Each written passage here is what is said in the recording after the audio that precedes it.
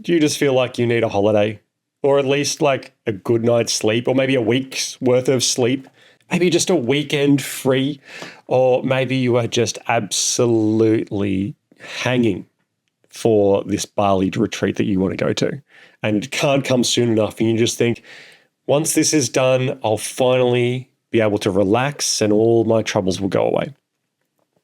Now, it might sound really good. And hey, maybe you've even had that experience before, but then when you get back into reality, everything just comes flooding back.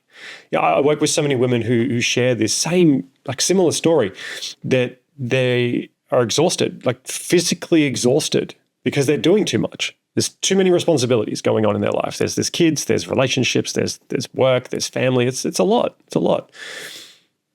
I'm here to tell you that that's not actually the whole picture. There's a reason why you're so exhausted, and the reason why you need that holiday. It's not because you're doing too much. It's because you're carrying too much. And that's what we're going to get into today. G'day, if you're new around here, my name's Jaden. I'm an emotional intelligence coach working with women, helping them turn their chaos into clarity. So like and subscribe. Let's jump into it. You see, the thing is, women aren't just carrying their life. They're not just carrying work, their career, their children, their family, their relationships. They're not just carrying that. They're also carrying guilt, shame, resentment, unworthiness, discomfort in themselves, lack of acceptance of who they are, and so many other things, whether it's to do with their trauma or their anxiety. And how this manifests, how this shows up in their lives is that they see the world through their pain, through the emotional discomfort, the emotional burden that they're carrying within them. And they see the world through that. And what that does is it creates a level of dysregulation that causes a lot of heavy burden, like it's taxing on the body.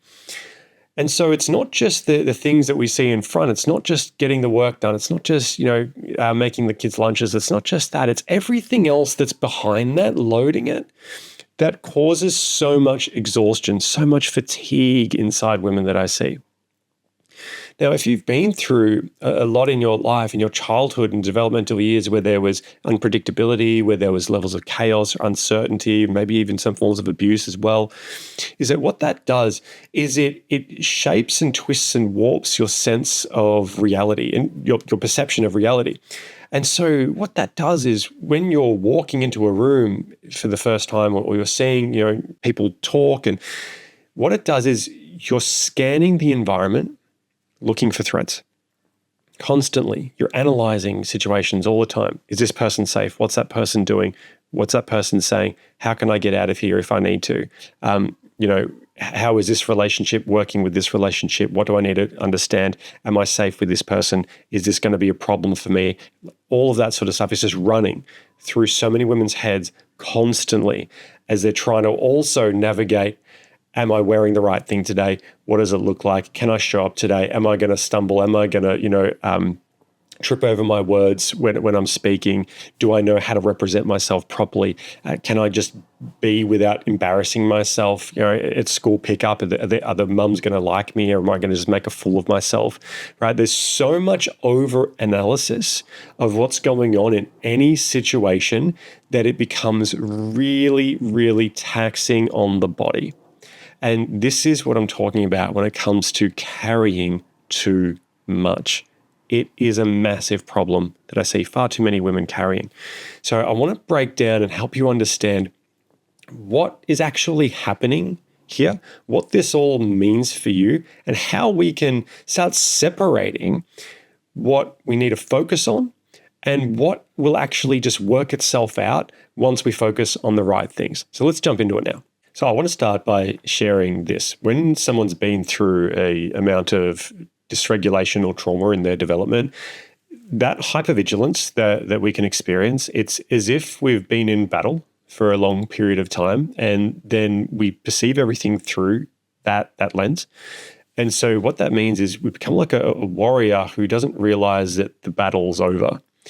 And so the armor's still on, the defense is still on, the hypervigilance is still there, the sword is still ready to go. And this is what is dragging us down so much, is because we're always worried about what's going to happen next. And this is essentially going to lead into the topic today, which is safe problems versus risky problems. So the safe problems in life are problems that are very front and center, very apparent to us. Something like, I'm too busy, I don't have enough time, finances aren't working for me right now, my relationships isn't working, I'm too stressed, okay? These are very obvious and apparent problems that we can have. And we can put all of our stock or all of our focus into these problems and think that if we just work on these problems, that it's going to solve our issues. When in actual fact, these problems are distractions.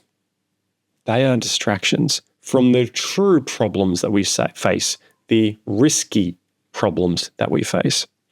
And these risky problems that we face are the emotionally charged experiences that are front and center to our very sense of self. So this might be something along the lines of, am I worthy? Am I good enough? Am I capable? Can I handle this big thing? Is this person going to like me? Can I do it? Do I have a place in the world outside of being the warrior that I've always had to be? Who am I if I'm not that? That's the problem. That's the risky problem. That's the scary problem.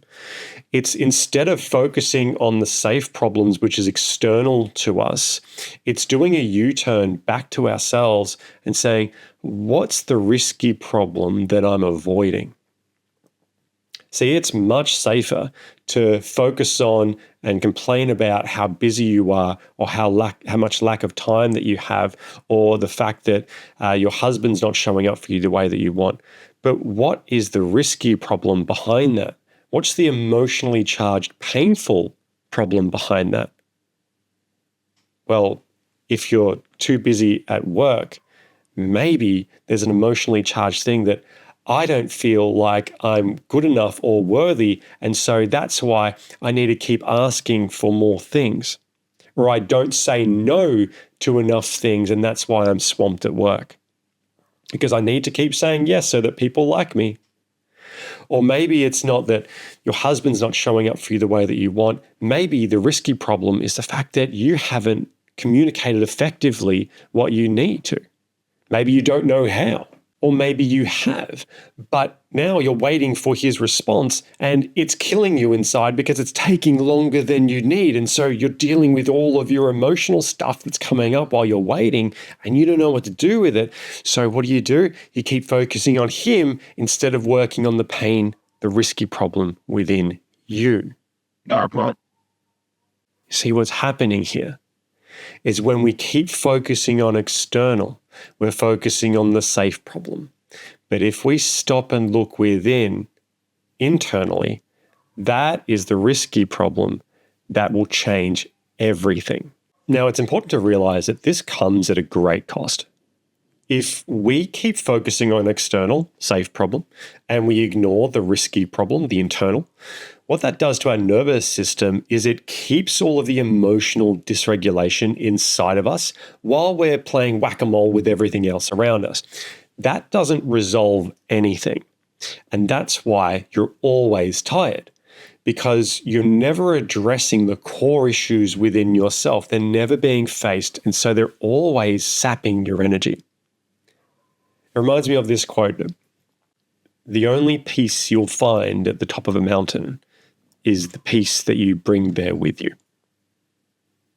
That's such an important quote, because what it proves is that you could go anywhere, you could try and escape anywhere, but you'll eventually destroy it with your own dysregulation, your own chaos internally. But if you have peace and calm and a feeling of release within yourself because you're doing the internal work, you can find peace in the middle of a war zone. You can find peace anywhere. But it only comes from us doing the work internally. We can never escape ourselves. We can never solve our problems by focusing on the safe problems. It just doesn't work like that. So we need to completely shift our focus around here. You see, there's something really beautiful that happens when we shift our focus onto the risky problems instead. Yeah, it's hard. It's tough. But the women that I serve in my coaching program, they do this every single day, and they're seeing incredible changes because when they focus on their own emotional pain, their risky problems, their unworthiness, their lack of boundaries, their need for self-advocacy, when they work on those things, a lot of their safe problems start to disappear. They don't have to worry about their relationship communication because they're now able to do it. They're not worried about the fact that they're too busy because they've got enough regulation inside of their body that they know they can say no to things and yes to things, and they're more present when they're doing it because they're managing it in a much healthier way. You see, so working on our safe problems is never ending. Working on our risky problems will not only heal the emotional baggage that's holding us back that we're carrying, but it'll also, on the front end of life, remove or dissolve all the other challenges that keep presenting themselves because we're no longer creating them. And I think that's a really, really beautiful thing. So if this is something that's really appealed to you, I'd love for you to drop in the comments below. What's a risky problem that you're holding on to? And you know that if you just focused on that, it'll change everything. Let me know in the comments below. See you next time.